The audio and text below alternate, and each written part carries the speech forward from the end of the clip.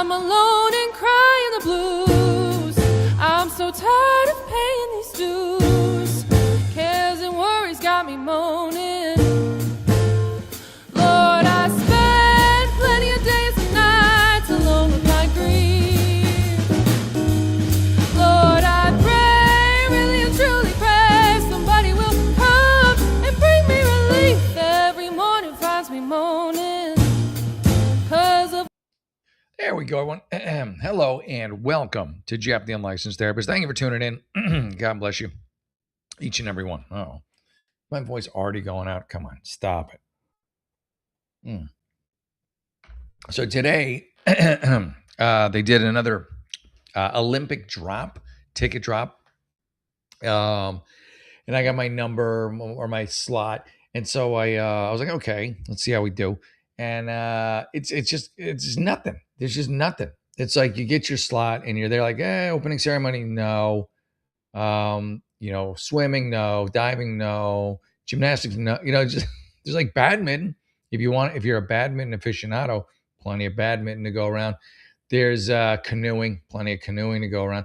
There's archery, plenty of archery to go around. So if you are into like one of these niche sports, you could do very well. If you're into a regular Joe sport, and I got like an early slot, and I still got nothing. So there you go. You can get opening ceremony tickets, only $15,000 each. Seems like a bargain. Like $15K. That's a bit aggressive. That'll be one hell of an opening ceremony. Anyway, thank you for tuning in. Welcome to Jeff the Unlicensed Therapist, where if you have a question, I have an answer, therapy or otherwise. So there you go. All right, let's kick things off. Let's get it started. Let's make it happen. Let's make it so number one. How about that? Oh, that was some noise coming out of my belly. Get in my belly. All right, here we go. Did some kickboxing today. That's not when my voice is bad, unless you're saying, "Oh, I gotta tell you the story." Oh, it's not funny to the guy it happened to. But kickboxing, you're kicking each other and you're boxing.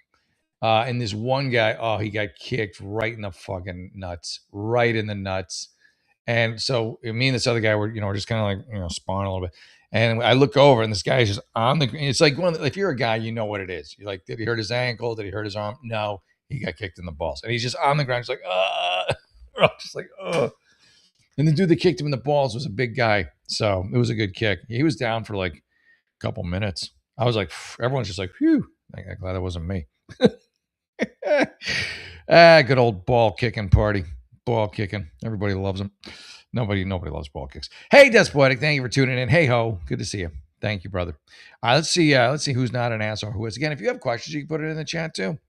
Am I the asshole for not wanting to visit my in-laws because they live in the middle of nowhere? Yeah. Well, in-laws, yeah, I think you just don't really like your in-laws. Like if you really liked your in-laws, I think you'd go. My sister lives in the middle of nowhere. It's a very small town. They've been living there for 30 years, probably, this place. And they're still looked at as kind of outsiders. They haven't been there long enough at 30 years. They got to be there for a few generations. But it's so small, like your GPS doesn't work out there. Your phone doesn't use, like if I'm going to or from her place, once I get off the highway, I have to have the map up on my phone and not let it turn off, because if it turns off and I try and get her address back down all these country roads, there's no chance in hell. If you have it when you get off the highway, you can keep it. If you have it when you leave her house, you can keep it. But if you, for some reason, try to find a faster route or something, it's just all gone. And you're back to like, hey, you know where the highway is? Yeah, it's by the old Red Barn. There you go. All right. My wife and I have a 6-year-old daughter. We live on the East Coast. My in-laws used to live about 2 hours away, and we visited them on a regular basis. All right, so you have a 6-year-old. Okay. So they want to see their grandkid. About 4 years ago, my in-laws moved to Montana to fulfill their dream of living in a cabin in the woods. It's actually pretty cool, man. Don't knock it till you try it. I love Montana. Would I want to live in a cabin in the woods? Yes, but not full time, like for a week or two here or there. It's nice. It really is. My sister lives in a house in the woods. It is, and she's very happy. All right, so they're happy. They built a big cabin, assuming their kids and grandkids would visit regularly. Yeah, I mean, how cool would it be as a kid, as a 6-year-old, to go to an actual cabin in the woods? I mean, that would be a pretty cool thing. If unless, of course, their parents or their father was just too much of a douche. All right, here we go. Here's a problem. We visited them about 2 years ago. It's been 2 years since you visited. Jeez, man. And you probably okay. We visited them about 2 years ago, and the travel was miserable. We couldn't get a direct flight, so it took 9 hours of flights, including layovers, followed by welcome to reality, man. I mean, I go to my folks. They live in Connecticut. They live in Fairfield. It's not a small time. My flight is going to take me. Usually, there's a connection. Will probably take me 9 hours. I'll connect in Dallas or I'll connect in Chicago. I'll have to wait a couple hours. Then I'll need another 2 to 3 hours. I mean, that's about right. And that's to get to friggin' like Fairfield, Bridgeport, Westport. You're whiny. You don't travel much, I don't think. Go to a cabin. It'd be fun. Spend a week there. Make it worth your while. If you're just there for a couple of days, it's a lot of travel.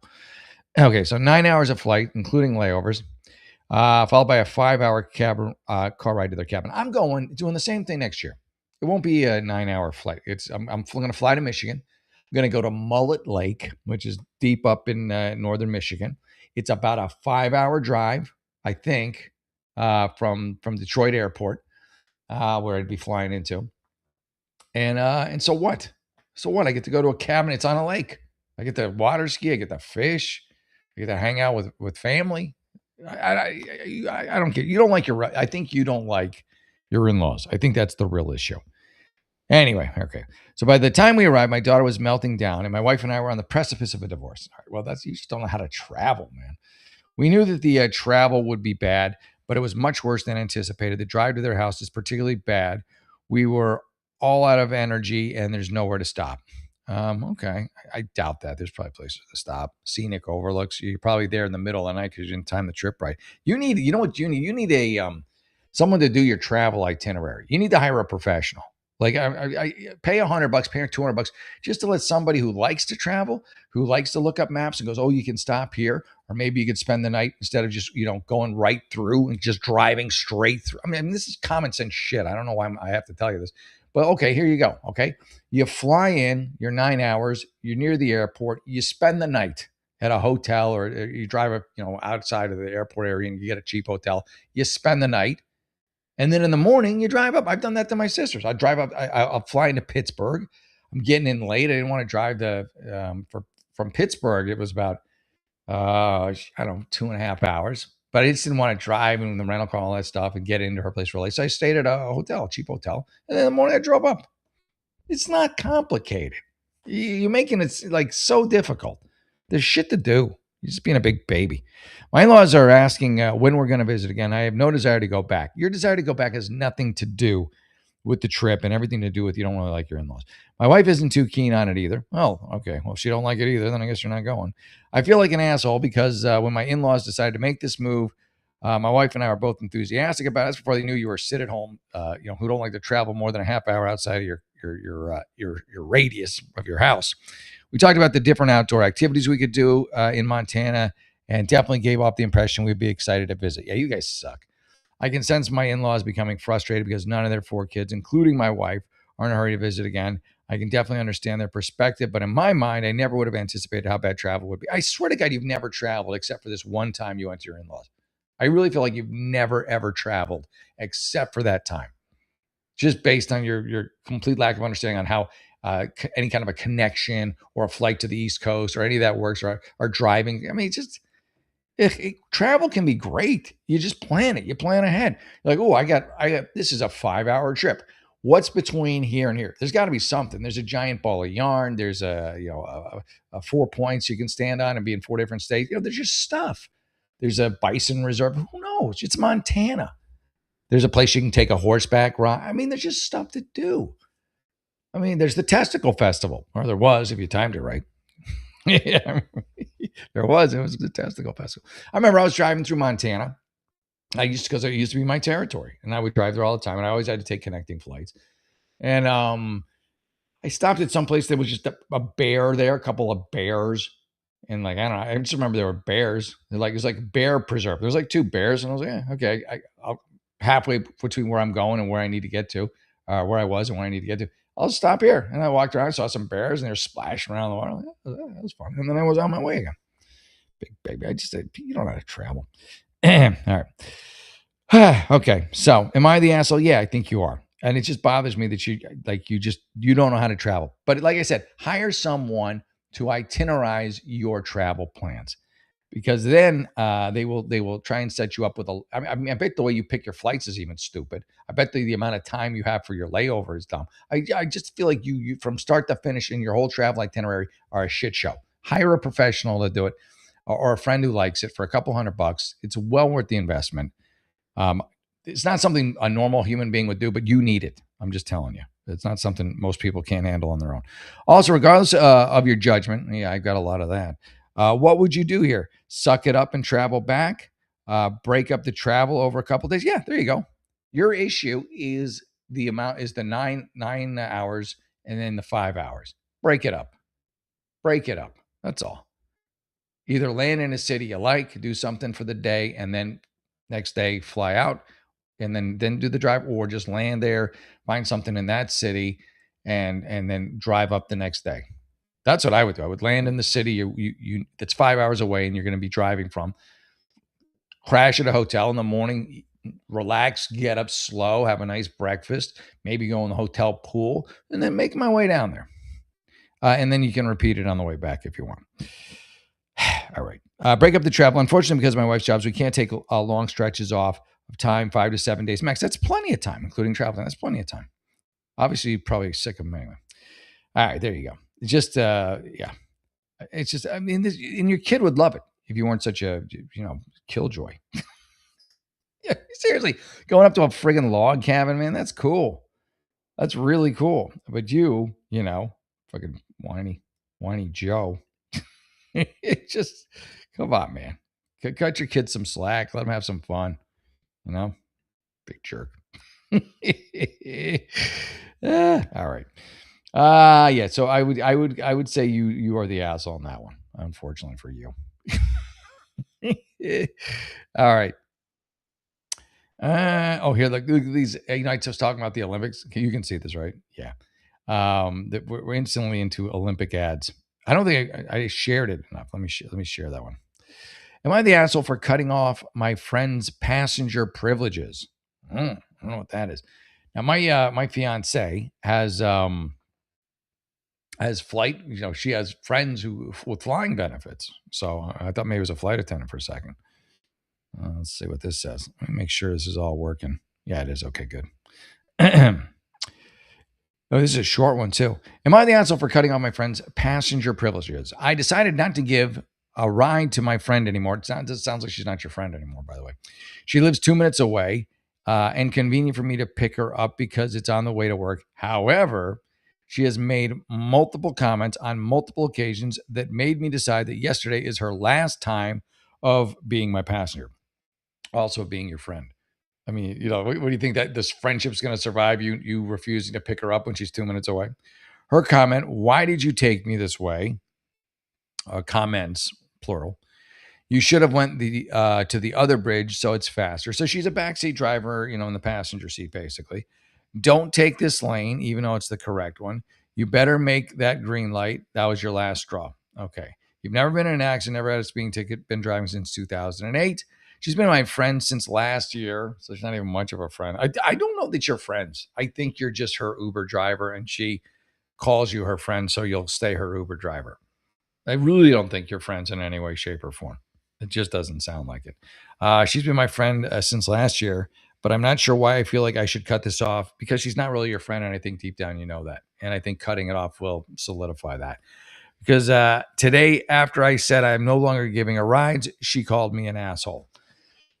Yeah, I would say you really need to examine this friendship of yours. Do you have any other friends? My guess is probably not. I'm just guessing. But there's probably someone else within a 2-minute radius you could be friends with who wouldn't insult your driving. How about that? Why not shop around for some friends, some new friends who are appreciative of your efforts and not backseat drivers.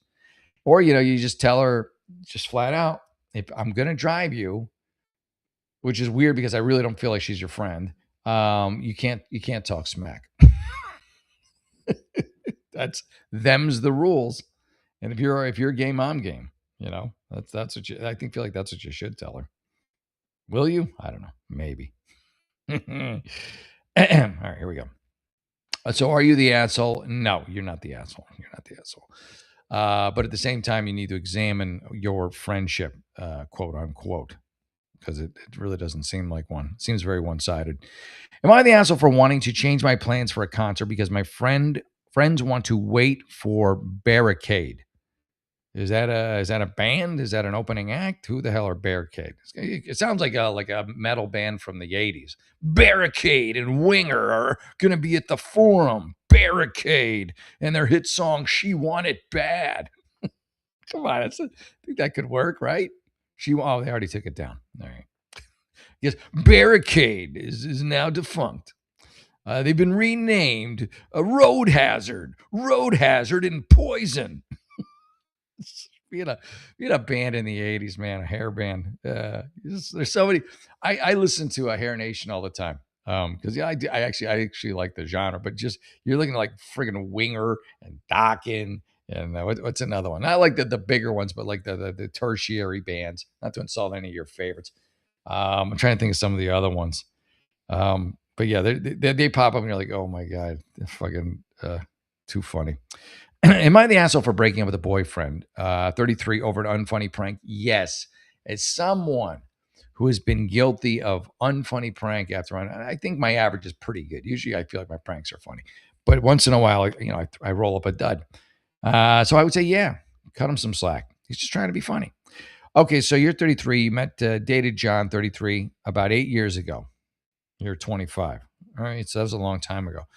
So this is someone who you could have had a long-term relationship, but because he did some prank you didn't like, you broke up with him. Let's see. It was almost a year-long relationship, so it's still on you. If you're thinking back to it, 10 months or so. Okay, a week ago was the first time I've seen John since because we were both friends. Because we were both at a friend's party who was celebrating that friend becoming a father. John got super drunk. Okay, he's super drunk. I'm not, that carries a little weight. He's not like sober at least.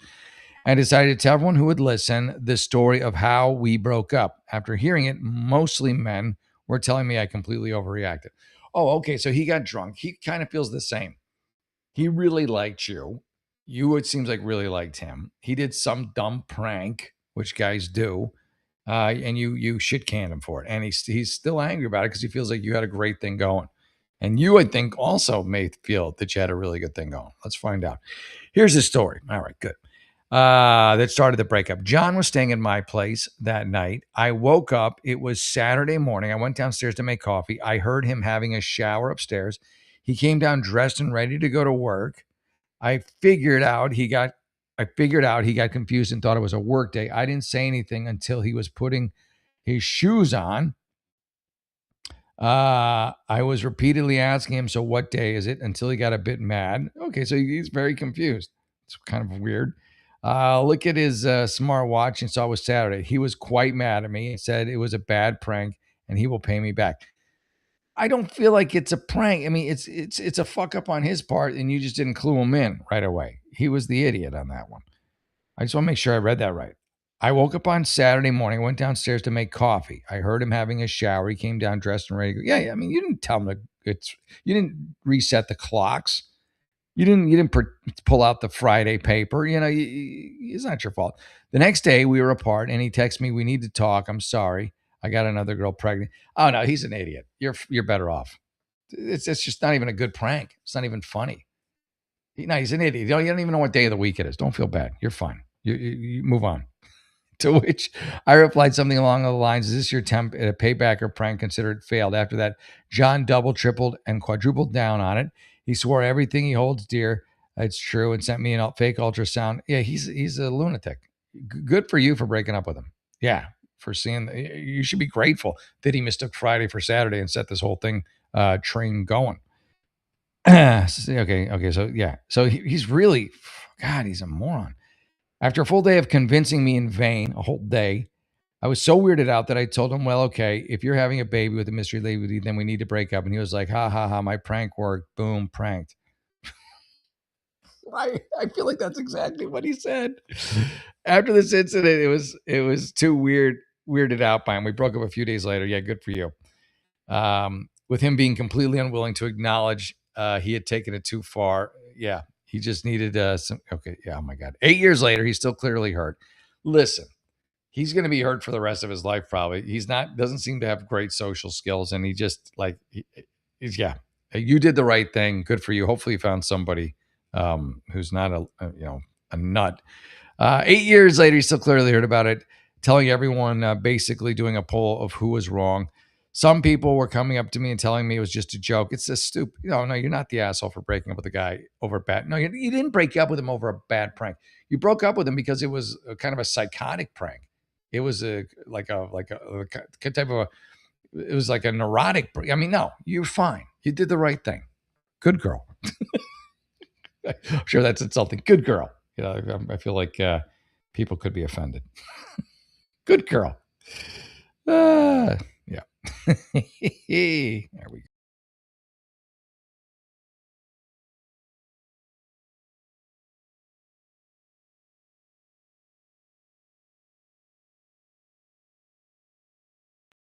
I like to rewind or hit the backspace at the wrong times. I do. I really do. Mm. Everine, that's a great idea. Everine said she would kick him in the balls. That's smart. I mean, she should. She'd be like, listen, I will take you back, but that thing was so annoying that I gotta kick you in the balls. I just one swift one. If you really want to save the relationship, let me kick you in the stones and watch you drop. I just feel like it needs to be done. Am I the asshole for not backing down? A lot of times this not backing down stuff. Usually you are. Not so much that you don't back down, but the way you phrase it. I'm not backing down. It's all ego, really, usually, isn't it? Am I the asshole for not backing down after my aunt apologized and returned money after she took $40,000 from my grandmother's with Alzheimer's? That's horrible. And if the reason she gave the money back is you threatened her with legal action, yeah, it's not like she did it out of her own conscience or goodwill. But let's see. Okay. I'm feeling conflicted about this. Let me share this. Hold on a second. Let me share. Oh, crap. I don't want to knock myself off again. There we go. Okay. I'm feeling conflicted about this and want some impartial people's opinions. If I'm in the wrong, I'm open to accepting. Okay. I recently discovered my aunt had taken $40,000 from her mother, my grandmother's investment accounts, to pay for a personal court settlement. She did not tell me in advance that she was doing this. I discovered it on an account statement. So the only reason she, paid her back was because she got caught. I wonder where she got the extra 40K from to pay her back. My aunt has power of attorney and is co-trustee. Well, you better get that away from her. And my grandmother has late stage Alzheimer's, so she can't think. Yeah, that's so awful that she would do that. My aunt has a history of poor financial decision making. Why would you? This is what makes me crazy. Someone who has a poor history of financial decision making. Why would she be the one left in charge of the Alzheimer patient's accounts? There was nobody else. I mean, you're better off hiring. I mean, I don't know how you are, how much you could have really done, but you'd be better off hiring an independent person to do it rather than your shifty aunt. I initially confronted her via text. I told her it was a breach of her fiduciary duty. Yeah, it absolutely is. It's illegal. That she needed to return the money. She replied by saying, as co-trustee, I can loan myself money as I see fit. Bullshit. And refused, saying that she would have the money she took out of her eventual inheritance. Yeah. Okay. I'm sure she'll be that, if you didn't catch her, she wouldn't have said anything. I then immediately hired a lawyer. Good. And had them draft a letter saying she breached her duty. Good. Committed elder abuse. She did. And that unless she returned the money, paid attorney fees, and stepped down as co-trustee. Good. You're doing everything right here. Spot on. And power of attorney, and appointed an independent third party instead, I would file suit. I have not yet filed an actual suit. Everything you just said there, bravo. That is perfect. Perfect. She then immediately returned the money. Yeah, not because she's doing the right thing, because she knows she might go to jail and she's completely guilty and she broke a lot of laws. And she's a despicable person just on top of it. But that's not why she returned the money. She's returned it because she's scared she's going to go to jail. So she then returned the money and offered to pay $1,000 of attorney fees, but refused the final point. She said, go file a suit. Absolutely go file a suit. She's just going to do it again. She is just going to do it again. She wants access to that money. She's just go file that fucking suit. Don't wait a day. Don't wait an hour. She sent a multiple texts apologizing, claiming she did not know that she couldn't give herself money, bullshit, in this manner, and that it would never happen again. To please meet to discuss without lawyers that could solve this family. I refused, saying that if we met, I want my lawyer to be there. Good. To ensure that any solutions we discussed would be legally justified, and have her sign a contract. She then said that if I did not let this go, she would withdraw more money from the trust to pay her lawyer. There's no question here. There's no question here. You file suit and get her off of this thing. She's going to lose, and she'll have to pay your attorney fees, and she's not going to be able. She'll have to pay back the money that she take. The whole she's just fucking go after her. She's horrible. She then hired her own lawyer using trust funds. She will have to return those, and since they have outright refused to consider either appointing a third party or fiduciary, here's the thing. Even if that money never goes back into the trust or into her account, all that money is going to leave if you don't do anything. That's what's going to happen. So half of what she's got left is better than none of what she's got left. And put this woman in jail, man. She's an awful person. This is her mom. This is her fucking mom. Ugh. Anyway, I am listed as a successor trustee already. Okay, stating that I believe I will unnecessarily damage trust assets. Now that my aunt knows her fiduciary duty, there's no need. They have agreed to continue providing monthly statements of all her accounts. No, you know what? I'm on your side now. Wasn't at the beginning, but I am now. I'm now considering filing a suit. Yes. My question is, am I taking it too far? No. My aunt apologized. Yeah, it's bullshit apology, and has promised she won't do anything like this again. She will. She has a history of it. But she has said that much in the past, it didn't prevent this behavior. So I can't believe she got it in the first place. Was in charge of the executor. Some kind of okay. I have already gotten enough to protect the estate. Should I let this go? No, you have not got enough to protect the estate. She will bleed it dry over the court. No, go to court, get her off of the money and her role, and let a third party person assume it. That's it. Yeah, you are not wrong.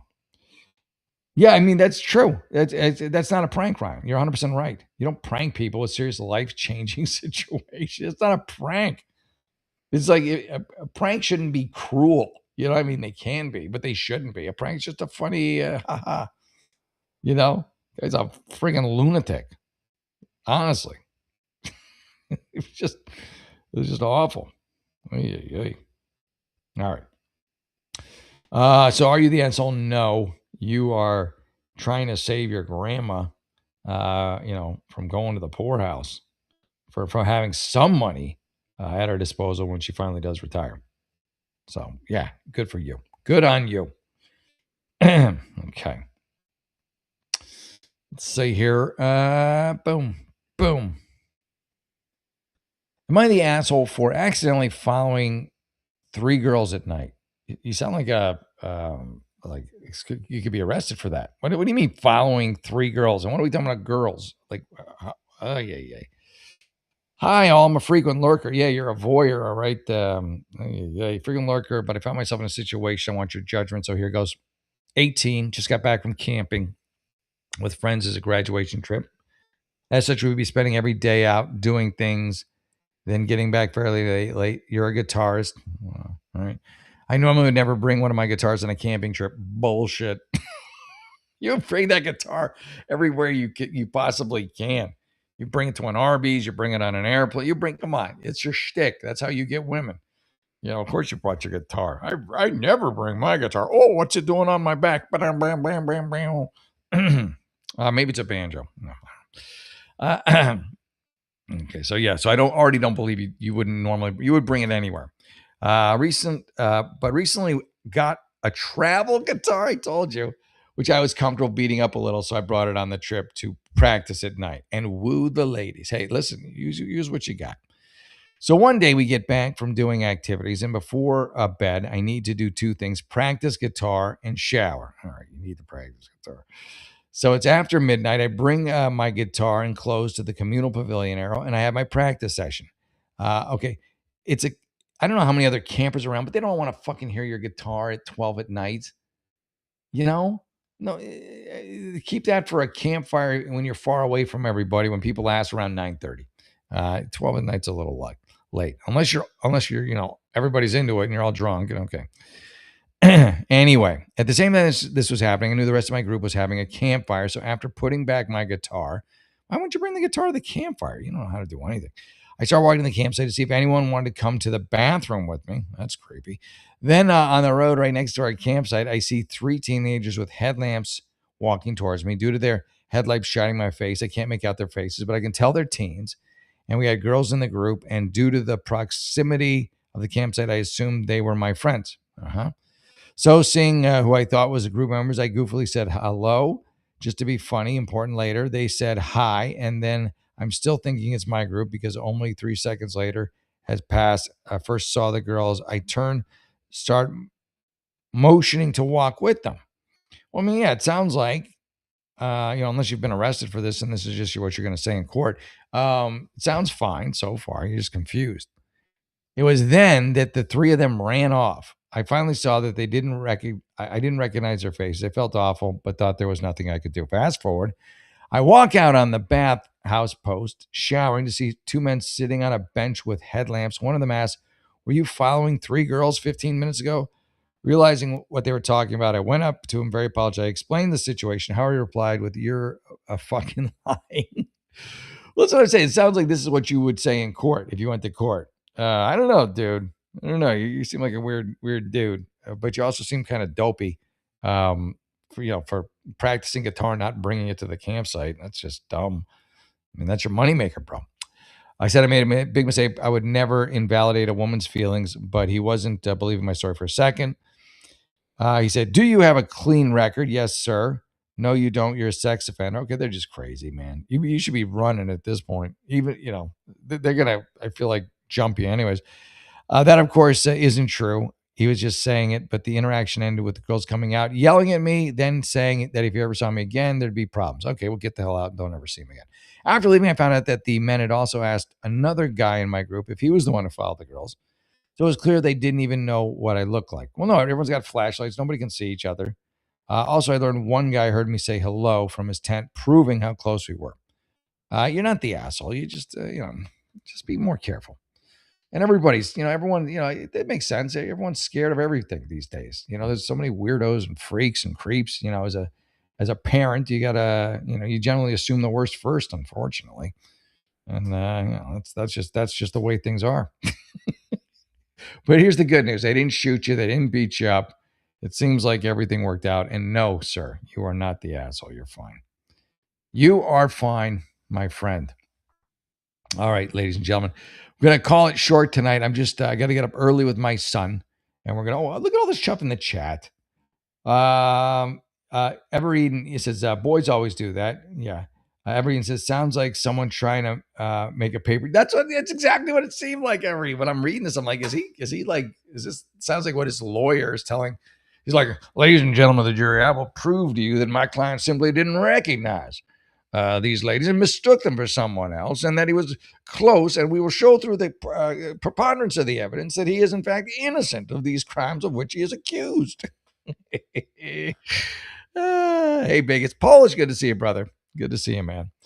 Yeah, can't even fake woke. Exactly. Yeah, he was trying. He's like, listen, I'm woke too. He was trying. He wasn't succeeding. All right, folks. Well, I'll be back tomorrow. Hopefully it'll be featured tomorrow or Friday. I think we were featured Monday. Monday was a good day. We had quite the turnout. But I'm going to go to bed, crash, and then we're gonna have a show again tomorrow at 10 o'clock p.m. Unless you have some pending issues or you have some questions you want answered, which I will always do for you. I think I'm gonna call it. I'm just sweating. I'm sweating my ass. I don't like it. I want to move to Malibu. I want to move to Malibu, or just no. I want to move to Malibu. I live in the valley, and I sold my house, but I can't move until my son graduates high school because we have to be in the district, and we have to be, my wife and I have to be close, so we can take him different places. But it's just too damn hot, man. It's just it's just too damn hot. I want to be by the beach. I do and I don't, because you get a lot of weirdos by the beach, but that's the price you pay for 70-degree weather. Hey, Polish, again, good to see you, brother. Thank you for tuning in, man. Appreciate you. All right, listen, I'm going to run, but I want to again say thank you to everybody. But before I go, you know what? Let me do a couple more. Maybe I will do a couple more. Polish is in the house after all. So, yeah, hang tight. We'll do a couple more. I think I'm just want to, like, you got to set goals. I want to live in Malibu. I don't know where else. Maybe Wailea. I like Wailea a lot. I'm just kind of thinking for when my son turns 18 and I can kind of move around again. That's the plan anyway. That's the plan, folks. We hear a lot about crypto, but here's the part most people miss. Crypto was created so you could actually own and control your money. After the 2008 financial crisis, Bitcoin was designed as an alternative to banks. So instead of a bank holding your money and delaying transfers or limiting access, you're in control. If you've ever had to wait for a transfer to clear, you've felt that problem. Now, fast forward to today. Everybody's heard of crypto, but getting started still feels complicated. That's exactly why I use Rumble Wallet. It takes all that complexity and it makes it simple. Choose what you want: Bitcoin, dollar-backed stablecoins, or even digital gold backed by real gold. No complicated setup. It connects with MoonPay, so you can use your credit card, debit card, or bank and be up and running in minutes. Once you set it up, you can even support your favorite Rumble creators like me directly. So do this now. Scan the QR code or click the link in the description and download Rumble Wallet. From there, you can set up your wallet, tap buy, and you're in the game. In just a few minutes, you can go from hearing about crypto to actually owning some. Rumble Wallet, do it now. It's terrific. Get in on what everybody else already is and get in on it with Rumble. Thank you, Rumble. God, I love me some Rumble. I always say, Rumble been very good to me, as Sammy Sosa used to say. All right, so let me do a couple. I'll do a couple more, or maybe at least one more. Let me drink some of this though. All right, this one's weird. Let me see. Would I be the asshole if I threw away the crib my sister lended me a year ago? Just ask her. This one's easy. Just ask your sister if she wants it back, if she'd be okay since you're not using it, that you just get rid of it. Just ask her. Like, this one to me seems like a no-brainer. Like, just ask her. My sister lent me the crib she used for her baby when I was about 5 months pregnant with mine. A big sturdy wooden crib that you could use by itself or remove the rail. It sounds like it's very nice and durable, and put next to the bed. We couldn't use it either way because it wouldn't fit next to our bed, and the baby didn't want to sleep alone in it after the nursery was set up. Okay, so you never used it. We dismantled it after he had 4 months and told my sister and husband they can take it with the van. Okay, so you told them. Good. She said okay. And she also got pregnant with her second, so she needed the crib back. Months passed. I kindly asked her to remind her husband again. She says, okay, we'll get it next Sunday. So I ended up inviting her family and my mom to dinner so they can grab the crib after. So far, so good. They come, we eat. My sister says they won't be taking the crib today because the van needs to. You're just getting all pissy at your sister. Go stick it in the garage. Put it in the, stick it in the garage, and she'll either come or she won't. Once the baby comes, I think she'll be more motivated.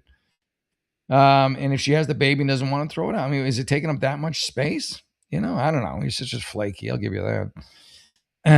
Yeah. And check to see if they can get, okay, so it's all good. Van needs to get checked up and done.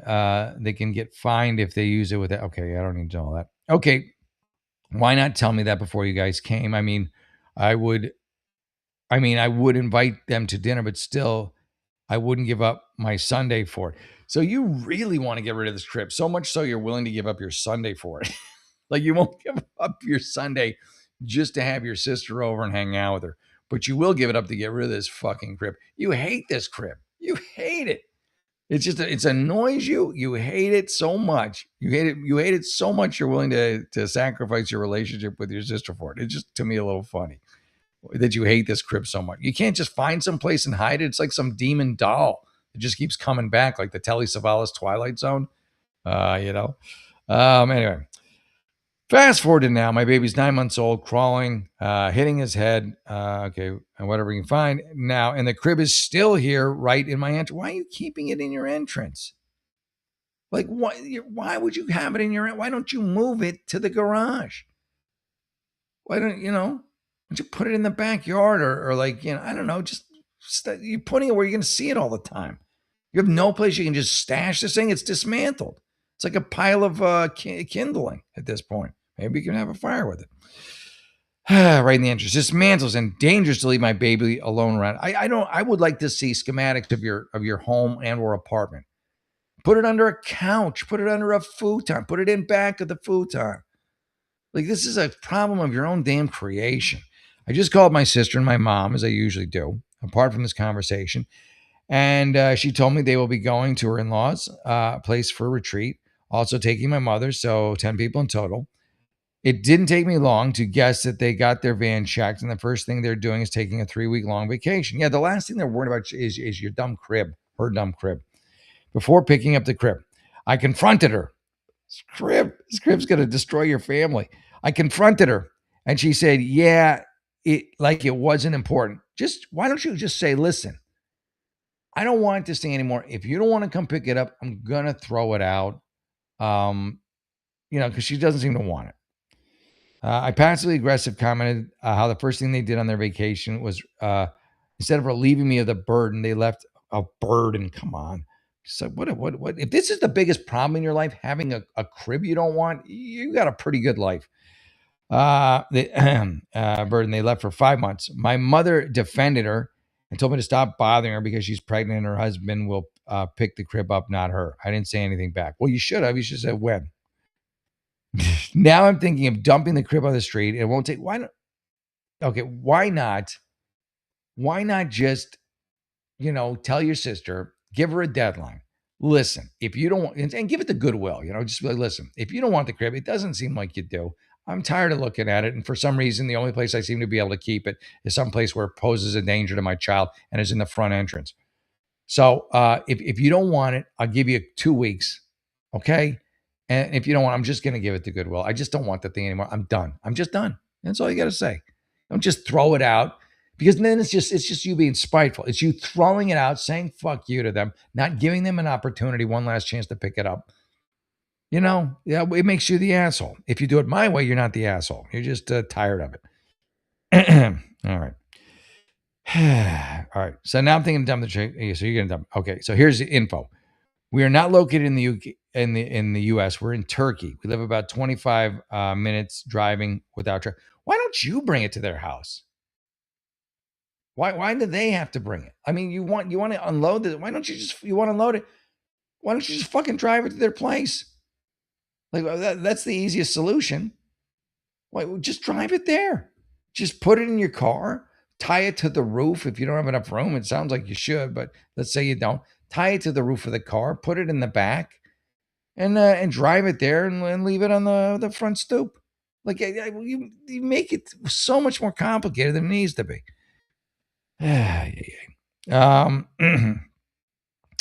She lives in an apartment building, so she doesn't have a porch. She has to take it in her house. Yeah, so go there and knock on the door and give it to her.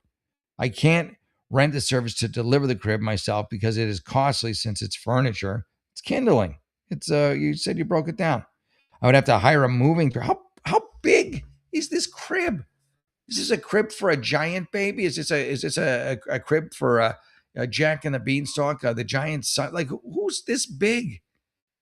Is this a crib for a baby pig or a cow? Like, what a giraffe? None of this makes any sense. I am so on your sister's side, and I think you're being a colossal asshole and a douche. How about that? Okay. Any options would cost less. Requires me to move the crib down the stairs by myself lift the pieces to the baggage. And how heavy? Like, what is kind of, is this a crib or is it a fallout shelter? Like, what you make this thing's like, I don't understand. It's made of wrought iron. I thought you said it was wood. It is an issue because my baby is crawling and hates to be in the playpen alone. And I'm baby proofing. Oh, just shut up. You're just the worst. They'll be back in 3 weeks. So any ultimatum stating this and the date before the return is out the window. Well, no, you give them 3 weeks instead of your pre-chosen one where they won't be back in time. Oh, you're insufferable. Not only are you an asshole, not only are you a douche, you're insufferable. There you go. We'll finish with you jerk. Honest to God. Fucking ridiculous.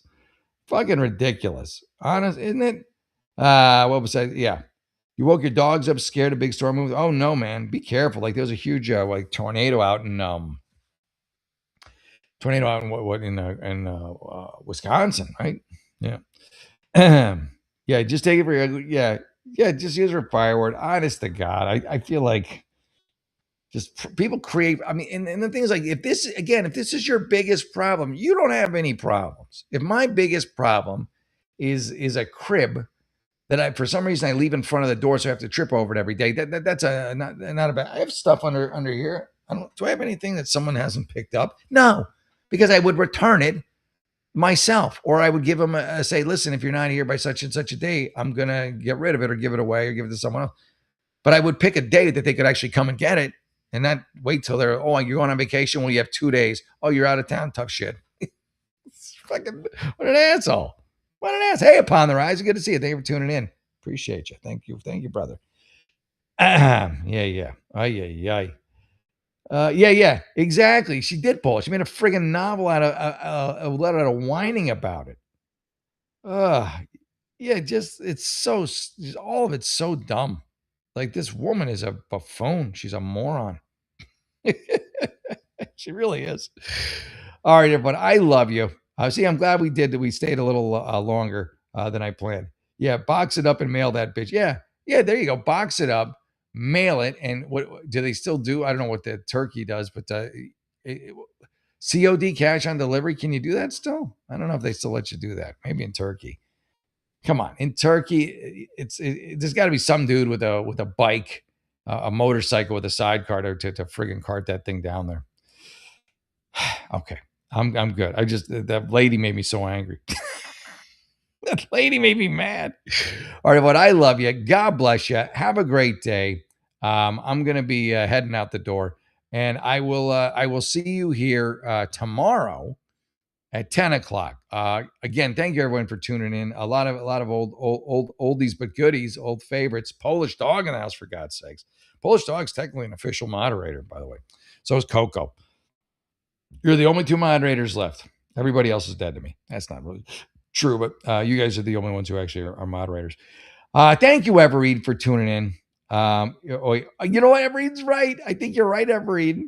I feel like she wants the kid to hurt herself, so she has more to be mad about. I honestly think you're right. I think she keeps it there, and she probably like has it precariously leaned. It's probably heavy.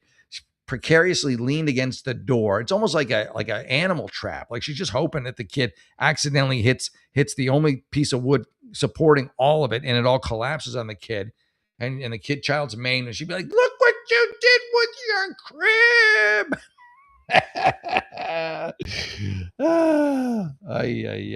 I think you're so right on that one, Evereed. Thank you, brother, Polish.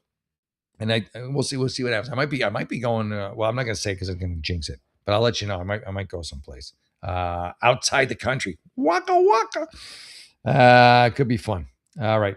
Thank you, Evereed. Thank you, Polish. Good to see you, buddy. Jimmy the Pimp. Thank you too, bro. Yeah, I agree. Box it up and mail that bitch. Upon the Rise, and thank you. Great to see y'all and everybody else. Ryan, thank you too, brother. Love you all. God bless you. And I will see you back here tomorrow at 10 o'clock for more silliness and shenanigans. Have a great evening, everybody. God bless you. And remember, if you've got a problem, I've got a solution. I am Jeff, the unlicensed therapist. God bless you, everybody. Good night.